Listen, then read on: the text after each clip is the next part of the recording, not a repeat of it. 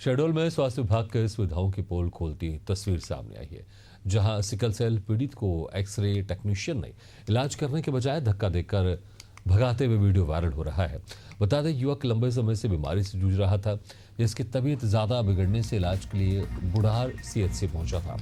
वहीं पूरी घटना पीड़ित ने अपने मोबाइल से कैद कर ली है, जो अब सोशल मीडिया पर तेजी से वायरल हो रही है।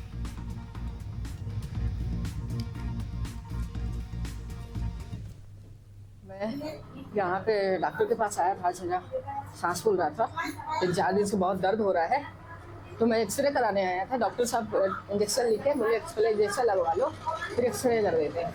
अगर एक्सरे सही आएगा तो हम मेडिकल कॉलेज रेफर करेंगे। मैं एक्सरे के लिए जैसे एक्सरे रोड पे गया तो वहाँ पे जो एक्सरे कर रहे हैं पांडे जी है कोई, उनने उनसे सिर्फ इतना पूछा कि सर टी शर्ट बस उतारना है कि हाथ में जो कड़ा पहना है उससे भी उतारना है। उसने पर्ची फेंक दिया, बोला कानून ना बता दे, जितना बोल रहे उतना कर।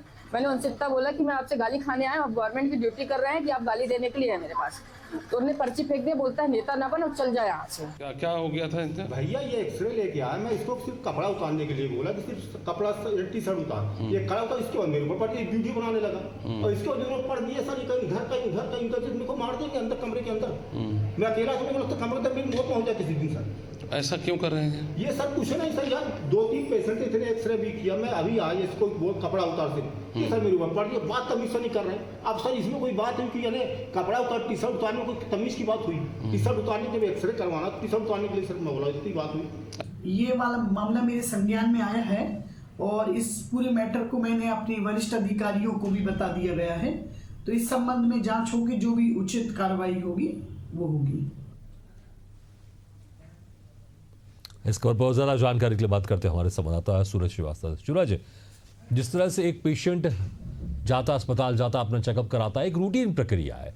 इस रूटीन प्रक्रिया की अगर बात करें तो वहां पर जो टेक्नीशियन बैठा है या फिर जो डॉक्टर बैठा है उसको कई मरीजों से मिलना होता है, लेकिन आखिर यहाँ पर जो हम देख रहे हैं दोनों पक्षों की हमने अभी सुने, दोनों पक्ष एक दूसरे के ऊपर आरोप लगा रहे हैं कि सामने वाला अभद्रता कर रहा था, व्यवहार कर रहा था। तो सच्चाई क्या है, जमीनी हकीकत क्या है?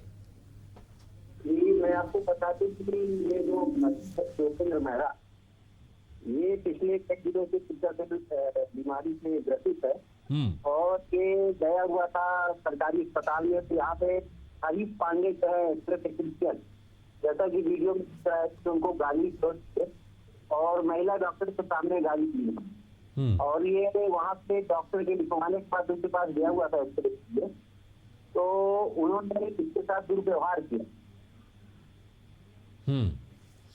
अब जब इसकी जी बता उसके बाद योगेंद्र मेहरा ने यहाँ पे शिकायत भी की है कलेक्टर के पास और अपने उच्च अधिकारियों, जो हॉस्पिटल के उच्च अधिकारी उनके पास शिकायतें भी की हुई है। और उसके बाद वो फिर वहाँ से इसको दूसरे हॉस्पिटल में एडमिट कराया गया, जो कॉलेज जहाँ पे हॉस्पिटल है, सेंट्रल हॉस्पिटल, वहाँ पे उसको स्लाइन वगैरह लगी थी। उसके बाद वो थोड़ा सा जब ठीक हुआ तो वो घर गया और आज वो फिर शहडोल में उपचार के गया हुआ है। जी, जो एक्सरे टेक्नीशियन है जिनको लेकर ये सवाल उठे, जिनके ऊपर आरोप लगे अभद्रता के, उनका बिहेवियर कैसा रहा? क्या पहले भी इस तरह की खबर इनको लेकर आती रही है अभद्रता की?